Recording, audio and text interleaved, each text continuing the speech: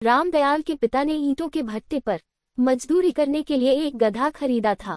उस गधे से 5 वर्ष के रामदयाल को इतना अधिक प्यार हो गया था कि वह अपने गधे के बिना एक पल भी नहीं रह पाता था। इसलिए वह 10 वर्ष की आयु से ही अपने गधे के हमेशा करीब रहने के लिए अपने पिता के साथ ईंटों के भट्टे पर मजदूरी करने जाने लगा था, क्योंकि रामदयाल का गधा उसके पिता के साथ ईंट के भट्टे पर मजदूरी करता था। गधा तो रामदयाल के पिता से ज्यादा मेहनत मजदूरी करता ही था और रामदयाल भी आयु बढ़ने के साथ अपने पिता से ज्यादा मेहनत मजदूरी करके पैसे कमाने लगा था। गधे और रामदयाल के कठिन परिश्रम करने की वजह से रामदयाल के परिवार की गरीबी दूर हो गई थी।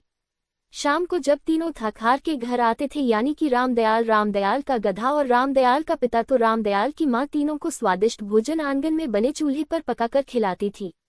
और जब रामदयाल और उसका गधा सो जाते थे तो रामदयाल के पिता और माता रामदयाल और गधे की पैर दबाते थे ताकि दोनों की दिन भर की थकान दूर हो जाए। एक दिन रामदयाल के पिता रामदयाल की माँ रामदयाल और गधे को कुंभ का मेला घुमाने ले जाते हैं। और कुंभ के मेले में एक हाथी अपने महावत के ये कहने से नाराज हो जाता है कि तू मेरे हाथी बुढ़ा हो गया है, अब तेरी किसी भी हथिनी से शादी नहीं हो सकती है। वह हाथी इस बात से इतना नाराज हो जाता है कि पूरे मेले में मौत का तांडव मचा देता है और वह हाथी रामदयाल के माता पिता की भी जान ले लेता है। गधा रामदयाल के माता पिता की जान तो नहीं बचा पाता है, लेकिन रामदयाल की जान जरूर बचा लेता है। माता पिता की मौत के 2 महीने के बाद रामदयाल को अपना और गधे का पेट भरने के लिए दोबारा मेहनत मजदूरी करने ईंटों के भट्टे पर जाना पड़ता है।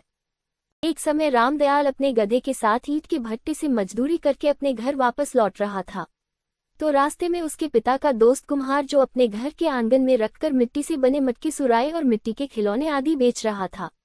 जब कुम्हार रामदयाल से बातें करने में व्यस्त हो जाता है तो कुम्हार की खूबसूरत बेटी गधे को देखकर सूखी सूखी घास गधे को खिलने लगती है। गधे को कुम्हार की खूबसूरत बेटी इतनी पसंद आती है कि वह रामदयाल की शादी करवाने के लिए कुम्हार के घर जाकर रोज उसके घर का दरवाजा खटखटाने लगता है।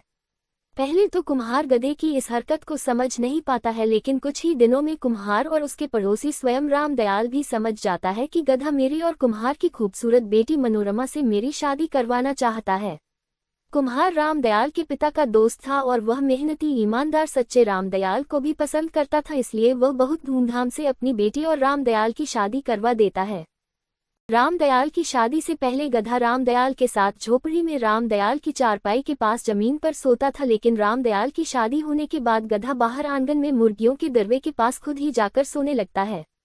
और कुछ ही दिनों में पूरे गांव को ये भी समझ आ गया था कि जब रामदयाल की पत्नी घर के जरूरी काम छोड़कर गांव की औरतों से इधर उधर की बातें करने में व्यस्त हो जाती है तो गधा उसे दुलती मार मार कर घर वापस लाता है, कपड़े धोने, खाना पकाने, बर्तन आदि काम करने के लिए। एक सुबह रामदयाल उठकर देखता है कि उसके गधे के चारों पैर ऊपर है और वह बेहोश पड़ा है, तो वह अपने गधे को पहले तो खुद ही जागने की कोशिश करता है, लेकिन जब गया नहीं उठाता है तो वह चिल्लाकर अपनी पत्नी को बुलाता है। और जब दोनों पति पत्नी को ऐसा लगता है कि हमारा बुजुर्ग गधा शायद मर गया है तो वह गांव वालों को चिल्ला चिल्ला कर बुलाते हैं। गांव का एक बुजुर्ग आदमी गधे की अच्छी तरह जांच करके रामदयाल को बताता है कि तुम्हारे गधे की मौत हो गई है। और गधे का अंतिम संस्कार करते वक्त वहां अचानक एक सपेरा आ जाता है।